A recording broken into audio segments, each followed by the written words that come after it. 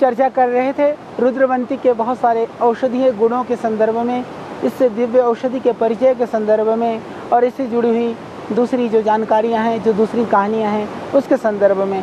तो दोबारा मैं आपको थोड़ा सा बताना चाहता हूं कि यह रुद्रवंती हिमालय की एक बहुत ही दिव्य और दुर्लभ औषधि है। तो पहले आपने जाना कि किस तरह के दुर्गम स्थानों में ये प्राप्त होती है। दूसरी बात, इसकी जो पहचान है, इसके अंदर जो फलियां होती हैं वो चने की जैसे छोटे छोटे फल होते हैं। इसके जो पुष्प हैं वो चने की तरह से होते हैं। इसकी पत्तियां भी चने की तरह से होती हैं और इसके अंदर लगभग पानी की ओस की बूंदें हमेशा लगी रहती हैं। यह पौधा हिमालय के लगभग 10,000 से ऊपर 11, 12, 13,000 के हाइट में होती है।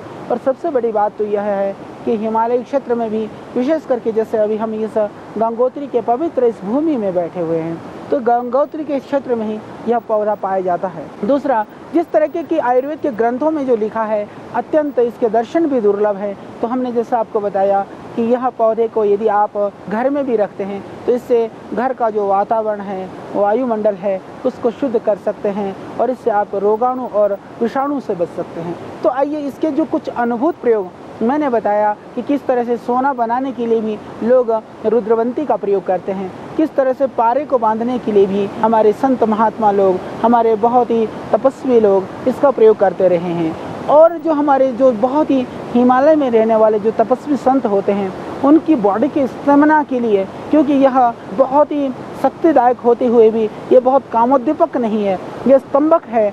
हमारी आंतरिक और शारीरिक शक्ति को यह बहुत ही मजबूत बनाता है। रुद्रवंती हमारी हड्डियों को मजबूत करता है, हमारे लंग्स को, श्वसन तंत्र को, फेफड़ों को बहुत मजबूत करता है। तो जो हमारे संत महात्मा लोग हैं, जो हिमालय में रहने वाले, जो गुफा में रहने वाले जो साधु लोग हैं, वह इसका प्रयोग काढ़ा बना करके चाय की तरह से भी पीते हैं